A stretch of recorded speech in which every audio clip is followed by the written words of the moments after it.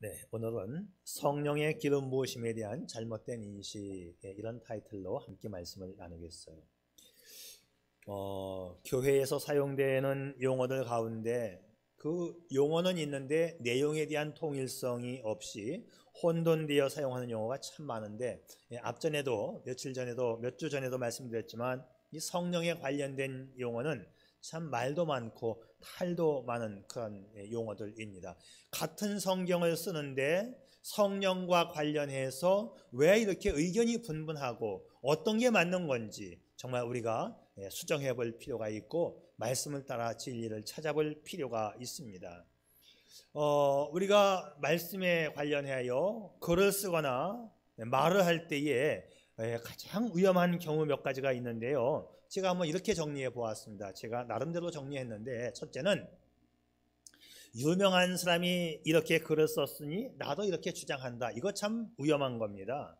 누가 썼느냐가 중요한 것이 아니고 그 내용이 성경에 있느냐, 그것이 더 중요하고요. 두 번째는 내가 그렇게 경험했거나 내가 느꼈기 때문에 나는 주장한다. 이것도 위험한 거예요. 왜 위험하냐 하면 내 경험은요, 나만의 경험이고 나만의 주관적인 경험이지 객관적 진리는 아니기 때문이에요. 만일 내가 성경에 없는 경험을 했다면 이건 타인에게 강요할 수 없는 거예요. 나만의 경험이기 때문에. 또는 성경에 없는 경험을 했다면 이것은 혹시 마귀가 주는 것은 아닐까 의심도 해보아야 되고 성경과 비추어 보아야 합니다. 세 번째는 성경에 여기저기서 한 단어씩 끌어다가 조합을 해서 새로운 용어를 만들어내면 이건 정말 위험합니다. 이단의 특징이 뭐죠? 성경 짜깁기. 성경 여기저기서 말을 모아가지고 얼뜻 들으면 성경적이에요. 그런데 성경에서 주장하는 바를 성경을 교묘하게 짜깁기 해서 이용한 것이요. 가장 중요한 주장은 이 단어가 성경에서 어떤 용도로 쓰였느냐, 또 어떤 의미로 쓰였느냐, 이것이 중요합니다. 자, 현재 한국 교회 내에서 통일성도 없고 일치된 개념도 없이 혼선을 빚고 있는 내용 가운데 하나가 성령 충만 또는 성령의 기름 부으심입니다. 오늘은 성령의 기름 부으심에 대해서 한번 살펴보려고 하는데요. 이 단어는 그렇게 오래된 단어가 아닙니다. 어쩌면 기독교 신조어라고 볼 수 있어요.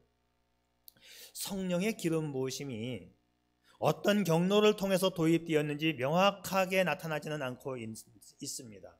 물론 미국 목사님 가운데에도 은사운동에 관련되신 분들이 이 단어를 쓰기도 해요. 그런데 정말 성령의 기름 부으심, 이 단어를 써도 되는가, 오늘 한번 고민해 보면서 성경을 통해서 우리가 한번 확인해 보도록 하겠습니다.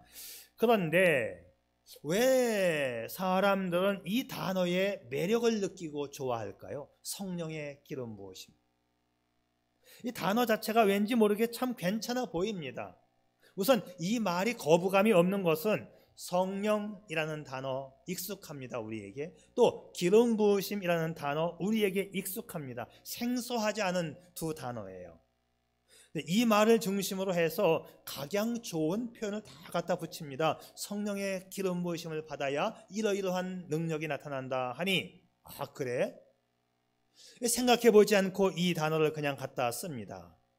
자, 문제는 뭐냐면 성령이라는 단어가 성경에 있고 기름 부음이라는 단어가 성경에 있는데 이 두 단어가 합쳐진 성령의 기름 부으심, 이 단어는 성경에 없습니다. 만들어진 단어예요. 근데 두 단어가 성경에 있으니까 성경인 줄 알고 우리는 그냥 따라가는 겁니다. 시간이 지나면서 성령의 기름 부으심이라는 이 단어가 귀족 대우를 받으면서 기독교 성도들이 흠모하고 추앙하는 성스러운 단어가 되었어요. 그러니까 성령의 기름 부으심이라고 하는 이 미끼를 던져서 어리석은 성도를 유혹하고 있는 한국교회의 실상입니다. 없는 단어 만들어서 유혹하고 있는 이 실상. 그래, 저는 오늘 여러분에게 이 말씀 드리는 것은 그 성령의 기름 부으심 받으려고 허황된 시간 낭비하지 말라고 오늘 말씀을 드리는 거예요. 자, 그래도 이 두 단어가 성경에 있으니까 성령의 기름 부으심 조합된 단어이지만 제가 한번 성경적으로 접근을 해서 한번 풀어보도록 하겠습니다. 어느 누구도 아직 이걸 풀어낸 것을 저같이 푸는 사람은 없는 것 같아요. 그런데 제 나름대로 한번 풀어보겠습니다. 긍정적으로 한번 접근을 해보겠어요. 자, 성령님에 대해서는 많이 알고 있으니까 기름 부음에 대해서만 우리가 한번 접근을 해보지요. 구약 성경에서부터 시작된 이 기름 부음은 그 사람을 성별하거나 헌신시키거나 성화시키는 행위로서 기름을 부었어요. 그러니까 선지자가 될 사람에게 기름 부어 선지자 삼았고, 왕이 될 사람에게 기름 부어 왕으로 삼았고, 제사장 될 사람에게 기름 부어서 제사장 직분을 주었어요. 거룩한 일에 종사하는 사람들에게 기름 부어서 그 직분을 주었다. 이것이 구약 성경에 나와 있는 내용입니다. 한번 성경 말씀을 볼까요? 너는 또 nim시의 아들 예후에게 기름을 부어 이스라엘 왕이 되게 하고, 또 아벨 모홀라 사밧의 아들 엘리사에게 기름을 부어 너를 대신하여 선지자가 되게 하라. 또 다음 절 봅니다. 내 형 아론과 그와 함께한 그들에게 입히고, 제사장의 예복을 입히고 그들에게 기름을 부어 위임하고 거룩하게 하여 그들이 제사장 직분을 행하게 할지며. 정리하면 구약 성경에서 기름 부음의 예식을 통해서 세워지는 거룩한 직분은 왕, 제사장, 선지자, 이 세 가지 직분입니다. 자, 여기서 제가 문제 하나 내겠습니다. 여러분, 왕, 제사장, 선지자의 이 삼중직을 한꺼번에 갖고 계신 분이 누구지요? 예수님이죠. 맞습니다. 네, 예수님은 만왕의 왕이시고 대제사장으로서 우리의 죄를 용서해 주셨고, 마지막 선지자로 이 땅에 오셔서 말씀 선포해 주신 분이십니다. 자, 조금 어려운 두 번째 문제 나갈까요? 네, 그렇습니다. 네, 예수 그리스도가 정답이고, 자, 두 번째 문제는, 자, 예수 그리스도이신데, 예수라는 것은 이름이고요, 그리스도는 직함이에요. 직함. 자, 예수님에게 붙여진 그 직함 그리스도의 뜻이 무엇일까요? 네, 맞습니다. 네, 기름 부음 받은 자. 우리 예수님은 이미 기름 부음 받은 자예요. 그런데 성령 운동하는 분들이 보면 우리 예수님도 기름 부음 받고 나서부터 능력을 행했다, 이렇게 주장을 해요. 이거 틀린 내용인 거 아시죠? 그러니까 기름 부음이라는 단어를 갖다가 사실은 성령의 기름 부음도 없는 단어인데, 성령의 기름 부음 받았다는 것을 갖다가 예수님도 성령의 기름 부음 받고 나서 능력을 행했다, 이렇게 갖다 붙입니다. 엄청 잘못된 거 아시겠지요? 자, 요한일서에 있는 말씀, 이제 비슷한 말씀들은 제가 다 끌어다가 한번 해석을 해보는 겁니다. 너희는 거룩하신 자 예수 그리스도를 지칭합니다. 예수 그리스도에게서 기름 부음을 받고 모든 것, 즉 진리를 아느니라. 오직 그 예수 그리스도의 기름 부음이 이 모든 것을 너희에게 가르치며 또 참되고 거짓이 없으니 너희를 가르치신 그대로 주 안에 거하라. 자, 우리가 예수님에게 기름 부음을 받았다. 여기서 기름 부음 행하시는 분이 누구냐 하면 예수님이에요. 성령님이 아니에요. 성령으로부터 기름 부음 받는 게 아니고 예수님이 기름 부음 받게 해주시는 걸로 되어 있어요. 그런데 자세히 보니까 주님으로부터, 예수님으로부터 기름 부음 받으니까 진리를 알게 되었다, 이렇게 되어 있습니다. 자, 여기서부터 이제 제가 긍정적 해석을 한번 해보겠어요. 문맥상 기름 부음 주시는 분 예수 그리스도, 성령님 아니십니다. 자, 예수님은 이미 기름 부음 받은 자로서 우리에게 기름 부어 주시는데, 우리가 기름 부음 받고 나니까 참되고 거짓 없는 진리를 알게 되었다. 그런데 여러분, 진리를 가르쳐 주시고 생각나게 하고 깨닫게 하시는 분이 누구죠? 그건 성령님이죠. 그건 성령님이에요. 성령께서 진리 가운데로 인도하시고 생각나게 하시고 깨닫게 하신다고 되어 있어요. 근데 이 말씀을 보니까 예수님이 우리에게 기름 부어주시니까 진리의 말씀을 깨닫게 되었다, 이렇게 되어 있죠. 오늘 본문 말씀이. 그러니까 확대 해석을 하게 되면 예수님이 기름 부어주시는 그 순간, 기름 부어주시는 순간 성령님이 들어와서 나에게 말씀을 깨닫게 해주셨구나 라고 해석할 수 있는 부분입니다. 이건 제가 해석하는 거예요. 자, 그러면 이렇게 해석해 볼 수 있어요. 이런 등식이 성립하는데, 주님의 기름 부어주심 받고 나니 그때 나는 구원받았고 그때 나는 성령을 받아서 말씀을 깨닫게 되었다라고 할 수 있겠지요. 그래서 구원받음과 성령 받음은 동일한 거예요. 제가 여태까지 설명했던 것처럼, 아니 이제까지 계속 제가 주장해왔던 것처럼 구원받는 것과 성령 받는 것은 동일한 현상이라고 했죠. 단어만 틀리지. 구원받을 때 성령님은 내 안에 들어와서 영구적으로 거주처를 삼으시고 내 안에 거하신다 했잖아요. 그래서 구원받음과 성령 받음은 동일한 뜻입니다. 단어는 다르지만. 그런데 성령론 주장하는 사람들은 매번마다 또 성령 받으라고 하니까 그것도 틀렸다고 제가 여러 번 설명했어요. 자, 오늘 또 이 말씀과 비추어 보게 되면 기름 부음 받음은 구원 받음이고 성령 받음이고, 성령 받음을 다른 말로 표현하면 성령 인침이라고 해요. 인치는 게 뭐죠? 도장 찍는다. 성령이 내 안에 들어와서 너는 나의 것이야 라고 도장을 찍었다. 그래서 성령의 인침. 그러니까 구원받음, 성령 받음, 성령 세례, 성령 인침 다 똑같은 말이에요. 그런데 우리 한국교회 내에서 이 단어 용어가 정리가 안 돼 갖고 뒤죽박죽으로 막 씁니다. 그냥 뒤죽박죽 막 써요. 이게 문제입니다. 그렇다고 한다면, 다 똑같은 단어라고 한다면 구원받을 때 일어나는 사건이잖아요. 그러면 우리가 예수님 영접하고 구원받은 사람들이니까 이 사건은 이미 과거에 있었던 사건이지요. 이해가 되시죠? 그렇다고 한다면 기름 부음 받은 운동가, 이 성령 운동가들은 지금도 기름 부음 받아라, 기름 부음 받아라 라고 하는 것은 이게 오류가 있는 거예요. 우리가 많이 양보하고 확대해서 성령의 기름 부음이라는 단어가 성경에 없지만 그것을 구원받는 거라고 해석할 수는 있겠습니다. 그렇다고 하더라도 그것은 이미 과거에 지나간 사건이지 또 기름 부음 받는 것은 있을 수 없는 사건인 거 이제 확실하게 이해가 되시겠죠? 자, 과거의 사건입니다. 자, 오늘 말씀을 보면 이렇게 되어 있어요. 오늘 본문 말씀에 주 여호와의 영이 내게 임하였으니, 성령이 내게 임하였으니 이는 여호와께서 내게 기름 부으사. 기름 부음 받는 것과 성령 임하는 것과 동시에 일어난 거예요.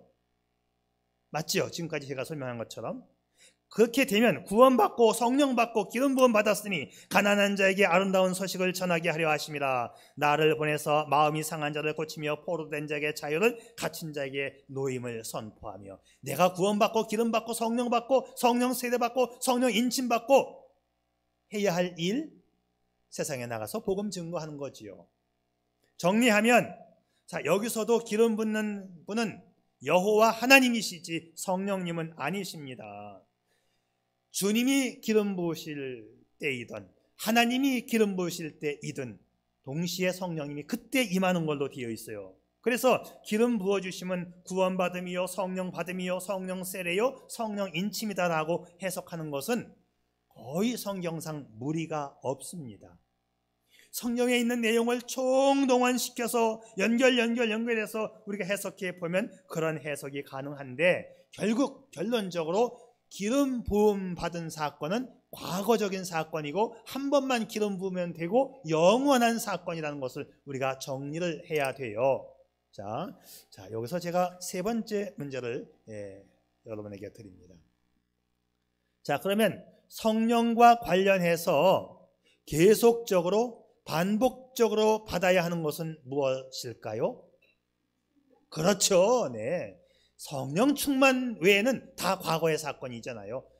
성경도 이 성령 충만은 계속해서 받으라고 되어 있어요. 계속적인 용법이에요. 네. 이렇게 정리하고 나면, 성령의 기름 부으심이라고 하는 것이 어떠한 의미이고 어떻게 생각해야 한다는 것을 우리가 명확히 알 수 있어요. 신학교에서 가르치는 과목이 굉장히 많거든요. 근데 신학교에서 가르치는 과목 가운데 조직신학이라고 하는 과목이 있어요. 이거 제가 참 좋아하는 과목입니다. 지금 이 조직신학에 대해서도 제가 한 신학교에서 가르치기도 하는데요. 조직신학이라고 하는 것은 뭐냐면 신학적인 개념이나 사상을 성경 말씀에 근거해서 체계적으로 가르치는 학문, 그래서 조직신학이라고 해요. 이 조직신학이 참 중요하지요. 조직신학 과목 안에는 성령론도 있고 구원론도 있고 신론, 그래서 하나님에 대해서 배우고 마귀에 대해서 배우고 등등등등. 그래서 조직적으로 시스테메릭 디알라지라고 해가지고 아주 중요한 학문이고 제가 참 좋아하는 학문입니다. 자, 이번에 제가 오늘 이 설교를 준비하면서 꼬박 이틀 동안 인터넷에 나와 있는 성령의 기름 부으심에 대한 내용을 다 읽어보았어요. 여러분들도 한번 성령의 기름 부으심 이렇게 검색어를 집어넣으면 내용이 얼마나 많은지 몰라요. 그거 읽는데 이틀 걸렸어요. 물론 빠른 속도로 읽었어요. 뭐 읽기가 짜증나죠. 왜? 똑같은 말 나오고 뒤죽박죽 나오고 논리도 없고 성경적 근거도 없고 자기들 마음대로 막 떠들어대는 거를 그냥 억지로 읽었습니다. 억지로 읽은 이유, 내가 억지로라도 다 읽어야 여러분들에게 자신 있게 말할 수 있으니까. 지금 보십시오. 인터넷에 엉망진창 뒤죽박죽 혼돈 오합지졸로 설명하고 있는 걸 보십시오라고 자신 있게 말할 수 있기 위해서 정말 엉덩이에 그냥 뼈가 아플 만큼 앉아서 읽었어요. 이틀 동안 한 18시간 읽었습니다. 그런데 이걸 검색하다 보니까 엉망진창의 내용이 99%이지만 간혹가다 좋은 내용들, 그걸 비판하는 내용들도 발견할 수가 있었는데, 조직신학 교수 중에 피영민 교수, 피영민 목사님이 계셔요. 이분은 저와 같이 미국 남침례신학대학원에서 조직신학으로 박사학위를 받으신 분이에요. 침례교 목사입니다. 강남중앙 침례교회. 자, 이분이 침례교 목사인데 장로교회에서 하는 세미나에 오셔갖고 개회 예배 설교를 하시면서 성령론에 대한 설교를 하셨어요. 이 조직신학자이니까 이제 성령론에 대해서 한국교회가 잘못 가고 있는 것을 우려하면서 짚은 내용이 간략하게 요약이 되어 있더라고요. 저는 좀 깊이 어떻게 되어 있나 하고 검색을 해봤더니 깊이 되어 있지 않고 그냥 간략한 결론만 나와 있는데, 자, 이분이 그 설교 요약문 가운데 이렇게 되어 있더라고요. 구원론과 종말론에 대해서 개혁주의 장로교 신학은 아주 탁월하고 확실하며 클리어하다. 장로교 신학만큼 종말론과 이 구원론에 대해서 명확한 해석이 없다. 조직신학자가, 침례교 신학자가 장로교를 극찬을 했어요. 그러면서 한마디 덧붙입니다. 이제는 한국교회의 성령론에 대해서도 확실한 답을 주었으면 좋겠다. 왜? 성령론이 엉망진창이기 때문에. 자, 한국의 성령론에 문제가 있음을 지적하면서 피영민 목사님은 이렇게 말합니다. 오늘날 성령의 기름 부으심을 간구하는 기도를 드리는 경우가 있고 자신을 가리켜 기름 부음 받은 특별한 종이라고 일부 목회자들이 말을 하고 있다. 우려하는 말입니다. 이럴 수가 없다는 거죠. 그러면서 피영민 목사님은 구원받은 성도는 이미 기름 부음 받은 존재라고 말을 해요. 제가 아까도 설명했어요. 구원받았으면 기름 부음 받은 자이다. 그러니까는 구원받은 성도는 기름 부음 받게 해달라고 기도할 필요가 없다라고 설명을 합니다. 제가 이 내용을 보면서 얼마나 제가 기뻤는지요. 역시 교수님은 제대로 말씀하시는구나. 근데 교수님이라고 다 똑같지 않아요. 엉터리 교수들도 많았는데 제가 많은 내용을 뽑았는데 뽑은 내용만 다 읽어도 오늘 하루 종일 읽어도 다 못 읽을 만큼 내용이 많았는데 그냥 가져오려고 아주 읽기도 짜증났어요. 말도 안 되는 내용이에요. 근데 교회사 교수가 쓰는 내용은 뭐냐? 그 사람들은 교회의 역사는 아는데 이 신학의 내용을 또 몰라요. 새까맣게 까먹었어요. 그래가지고 그런 교수들이 주장하는 내용은 엉터리가 참 많아요. 엉터리가. 그래서 아무개 교수가 주장했다고 옳은 게 아니라 그래도 조직 신학을 전공한 교수가 하는 내용을 들어보는 게 그래도 성경에 가깝습니다. 자, 그러면서 이분이 마지막에 또 이렇게 덧붙였더라고요. 성령 충만은 계속 구할 수 있지만 성령의 기름 부으심은 이미 완성된 과거의 사건이기 때문에 더 이상 기도할 필요 없다. 제가 여태까지 주장했던 것과 똑같지요. 자, 이번에는 그러면 잘못 주장하는 내용들 엄청나게 많이 뽑았는데 제가 간략해서 한번 말씀을 드려볼게요. 성경에 없는 단어를 가지고 설명을 하려니까 너도 나도 자기 마음대로 막 주장을 하게 되지요. 그러니 엉터리 설명이 인터넷에 이틀 동안 읽어도 다 못 읽을 만큼 도배가 되어 있어요.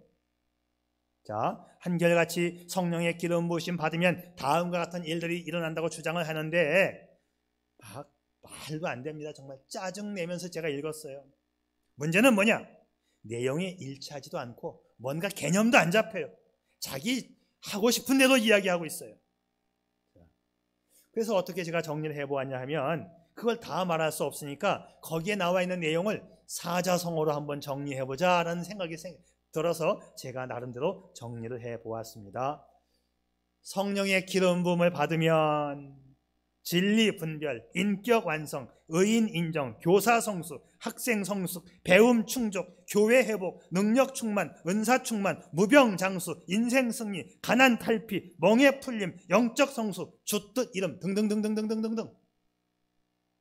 결국 성령 기름 부음이 뭐다라는 설명도 없이 밑도 끝도 없이 성령의 기름 부음 받으면 만사 형통. 저는요, 그 인터넷에 도배되어 있는 그 수많은 내용들 이해가 불가합니다. 사꾼 목사가 아니면 어떻게 이렇게 말을 하는가? 성경적 근거도 없이 도저히 이해가 불가하고요, 마음이 아팠습니다. 그래서 혹시나 여러분들이 어디에서 듣거나 인터넷에서 확인하거나 하면 그것에 유혹되거나 끌려가지 말라고 오늘 말씀드리는 거예요.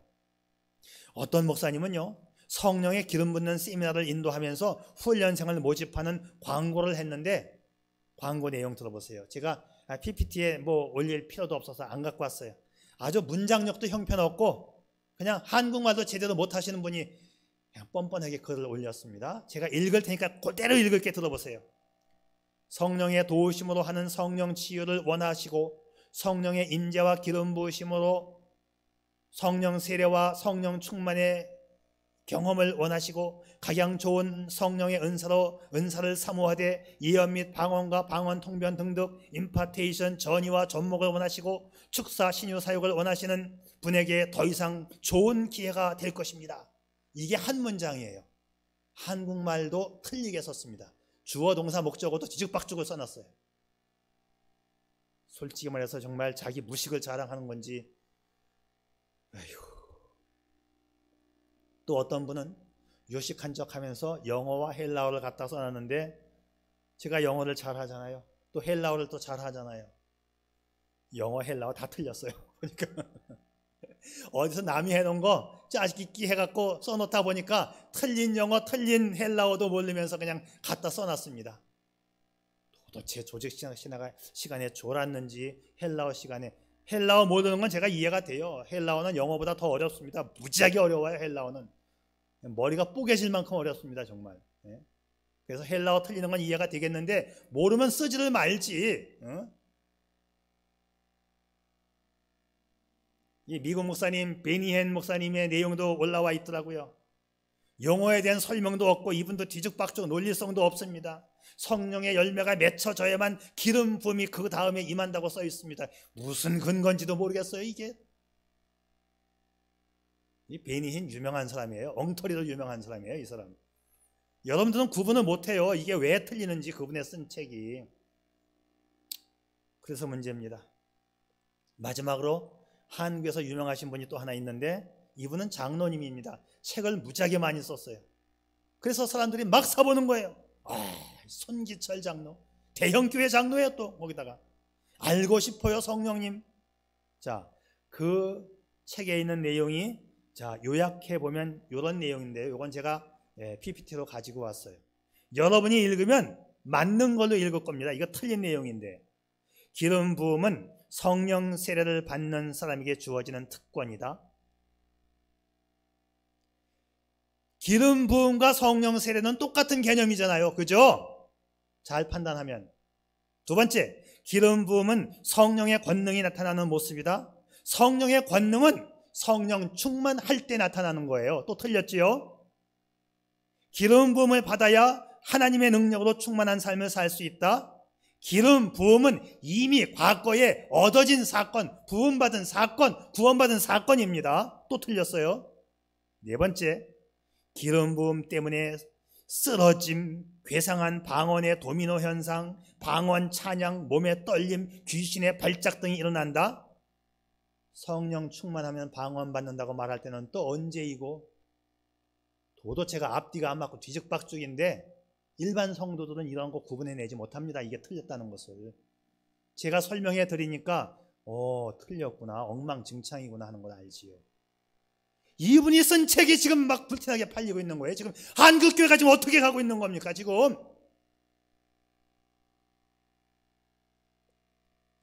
오늘의 결론, 성경 말씀대로 믿는 것이 해답입니다. 자, 우리는요, 성령님이 내 안에 계시다는 사실 하나만 가지고 완성이에요. 더 이상 뭐가 필요합니까? 지난주에 드린 말씀 다시 한번 생각해 봐요. 성령님은 보혜사 아닙니까? 도와주시는 분, 파라클레토스, 보혜사. 파라, 내 옆에서 내 곁에 계신 분. 클레토스, 클레오가 원형이에요. 콜, 클레에서 콜이 온 겁니다. 부른다, 콜한다. 하나님께서 콜 하셔갖고 클레오 하셔가지고 내 옆에 파라 세워주신 분, 나를 도와주시는 분, 아니 내 안에 계신 분, 기름 부음 받을 때 내 안에 영구적으로 거하시는 성령님, 그분 한 분만이면 만족해요. 됐습니다. 끝입니다. 다만 우리는 뭐예요? 그분 성령님께 나를 맡겨드리고 그분이 활동할 수 있도록 나를 내어드리고 그분을 따라가는 순종의 삶 가운데 성령 충만이 일어나고, 성령 충만 하나이면 끝이지 뭘 또 기름 부음을 받아야 이런 일들이 일어난다고요?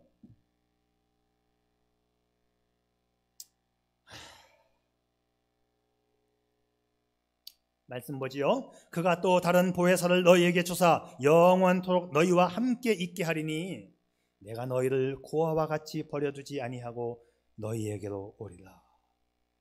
고아와 같이 버려두지 않고 나와 함께 하시는 우리의 성령님, 얼마나 고맙고 감사합니까? 보혜사 성령님이 나를 버리지 않는다고 했어요. 여러분, 이 성령 하나님을 끝까지 붙잡고 의지할 수 있기를 축복합니다. 또 다른 말씀 보지요. 보혜사 파라클레토스, 곧 아버지께서 내 이름으로 보내실 성령, 그가 너희에게 모든 것을 가르치고 내가 너희에게 말한 모든 것을 생각나게 하리라. 우리를 도우실 목적으로 내 곁에 계신 보혜사 파라클레토스 성령님, 내가 잘못했을 때 나를 변호해 주시고, 내가 모를 때 진리를 가르쳐 주시고, 기억나지 않을 때 생각나게 해주시는 성령님, 기름 부음 받을 때 그런 현상이 일어나게 됩니다. 성령님은 내 삶의 모든 것을 책임지시고 도와주기 위하여 내 옆에, 아니 내 안에 계신 분. 그런데 왜 성령의 기름 부으심을 받아야만 그런 현상이 일어난다고 설명을 하는지요? 이 보혜사 성령님과 함께 살아가는 것은 우리의 특권이고 우리의 축복이지요. 여러분, 남은 여생 그냥 여기가 좋은가 저기가 좋은가, 성령 충만을 또 받아야, 아니 성령 세례를 또 받아야 하는가, 성령의 인침을 또 받아야 하는가, 성령의 기름 부으심을 또 받아야 하는가 기웃거리지 마시고 내 안에 계신 성령님 잘 모시고 그분과 함께 살아가기를 축복합니다. 이거 외에는 없어요. 이거 외에는 성령의 이 성경에 있지도 않은 단어를 조합해서 만들어 가지고 뭐가 더 필요합니까? 성령의 기름 부으심은 도대체 어디서 나온 말입니까? 이게 제가 긍정적으로 최대한 해석을 해도 성령의 기름 부으심은 성령의 인치심, 성령의 세례, 성령 받음하고 똑같은 거다. 여러분, 내가 성령의 인침 받았을 때, 너는 내 거야 라고 성령께서 나에게 들어와 도장 찍어주시는 인침 받았을 때에 나의 신분이 변하여 나는 지옥에서 천국으로, 순간에서 영원으로 변화된 신분 아닙니까?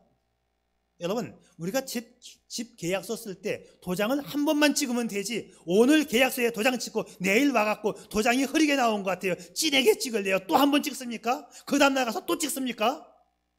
성령의 인침은 단회적인 사건이고 영원한 사건이에요. 성령의 인침이 뭔지, 성령의 세례가 뭔지, 성령의 받음이 뭔지, 성령의 기름 부으심이 뭔지 엉망진창. 여러분이 한번 인터넷 열고 한번 보세요. 지금 이게 도대체 목사가 하는 소리인지, 조직신학 시간에 빵점 맞았는지, 자신이 없으면 하지를 말지 말을. 사꾼 목사가 아니면 이렇게 말 못하는 거예요. 제가 화가 안 나게 됐습니까? 이런 이야기가 있어요. 미국의 루즈벨트 대통령의 이 특별 보좌관인 호킨스 씨가 있는데 1945년 얄타 회담이 열리던 그때, 그 얄타 회담 장소에는 처칠, 스탈린 그리고 루즈벨트 대통령 3인이 모여서 회의를 합니다.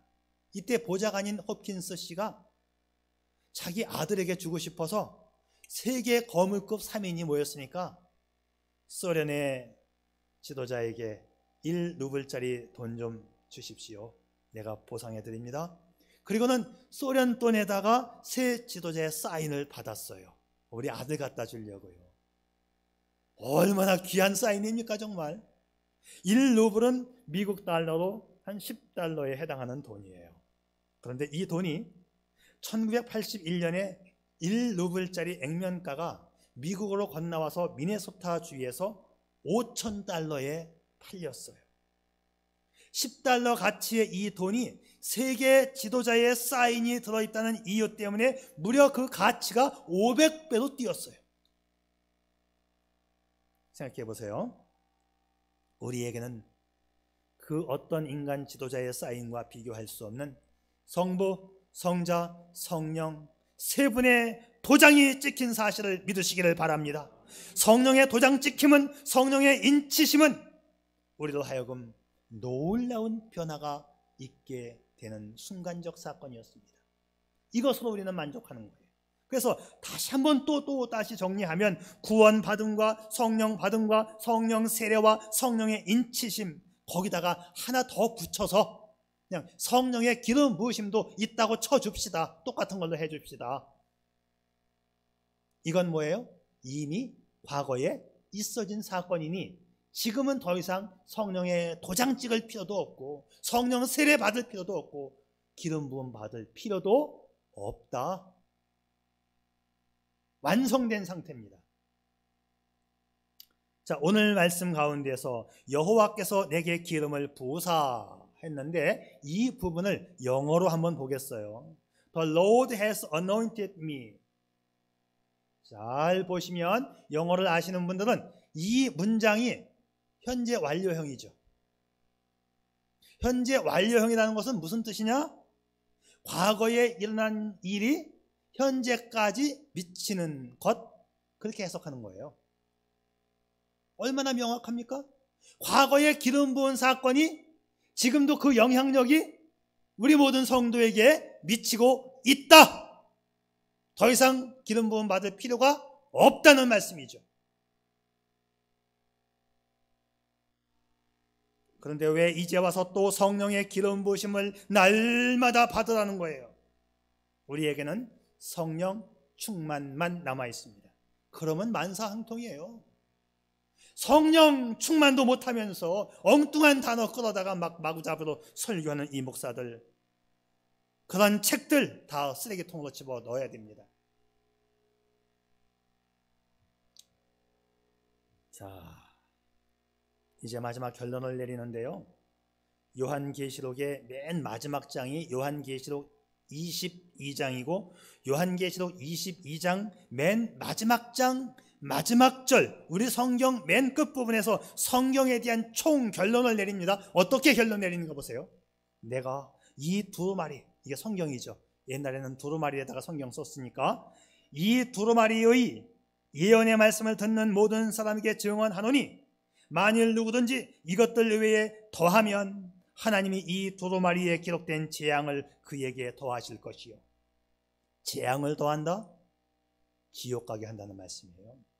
이 말씀에다 더하면, 이 말씀에다가 보태면 지옥 간다. 자, 하나님께서 맨 마지막 결론을 내리면서 성경을 끝마치면서 이 두루마리 성경에다가 첨부하면 지옥 간다고 말씀하고 있습니다. 이 말씀만 가지고도 충분하고 강력한 말씀인데 그 다음 절 한 구절을 또 한 번 말씀하셔요. 자, 18절에 이어서 19절, 누구든지 이 두루마리, 이 성경의 예언의 말씀에서 제하여 버리면 하나님이 두루마리에 기록된 생명나무와 및 거룩한 성에 참여함을 제하여 버리리라. 자, 거룩한 성에 참여하는 것이 거절된다, 천국에 못 들어간다. 아까는 지옥 간다라고 되어 있고 이번에는 천국에 못 간다고 되어 있어요. 조금 다른 표현이지만 다시 말하면 자기가 주장하고 싶은 내용 때문에 성경에 있는 내용은 쓱 다 빼버리고 자기 하고 싶은 말만 골라가지고 짜집게 하고 조각해갖고 이상한 말을 만들어갖고 주장을 하게 되면 천당에 못 간다, 지옥 간다. 어떻게 성경에 없는 말을 만들어갖고 한국교회가 지금 이 모양입니까? 지금 성경에 있는 그대로 믿어야지 가감 삭제하면 지옥 갑니다. 성경은 얼마나 중요하면 이 말씀을 2번씩이나 연거푸 결론을 내겠습니까? 물론 마지막 부분에 주 예수여, 아멘 주 예수여 오시옵소서라는 구절이 있지만 그건 인사말로 끝내는 것이지 실제적인 성경의 결론은 22장 18절 19절에서 성경은 끝나는 겁니다. 이 성경 말씀 그대로 믿어라. 더하지 말라, 빼지 말라. 그래서 제가 사꾼 목사가 아니면, 간땡이가 붙지 않았으면 이렇게 설교 못하는 거예요. 많은 한국의 성도들을 우롱하고 농락하고 훈련생을 모집해서 돈을 받고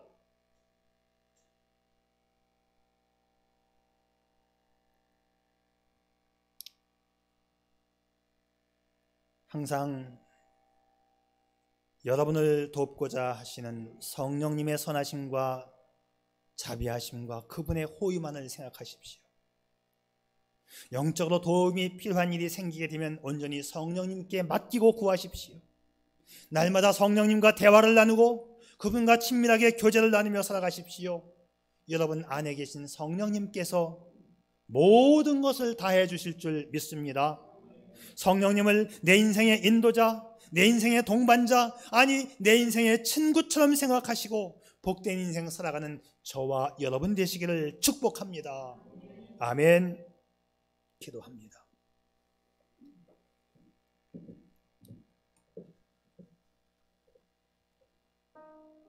예수님을 영접한 사람은 이미 성령을 받았습니다.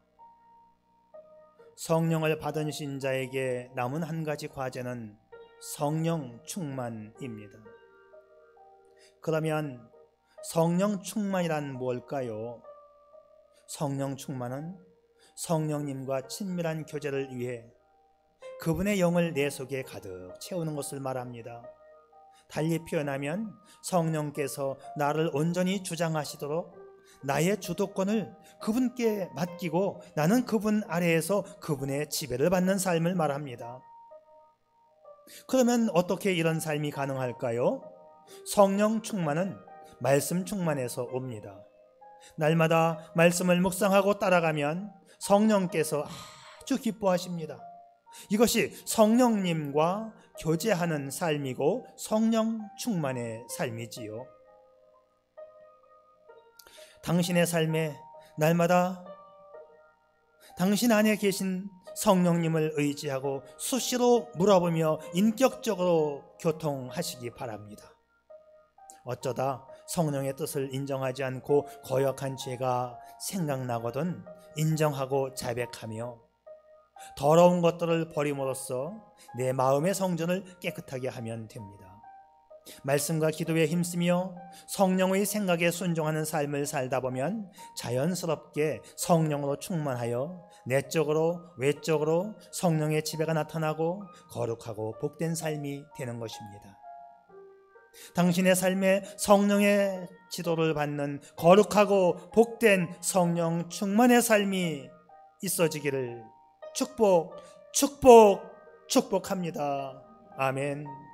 아버지 하나님, 우리의 소원은 성령 충만입니다. 인도해 주시고 성령 충만으로 복을 주옵소서. 예수님의 이름으로 기도 올리옵나이다. 아멘.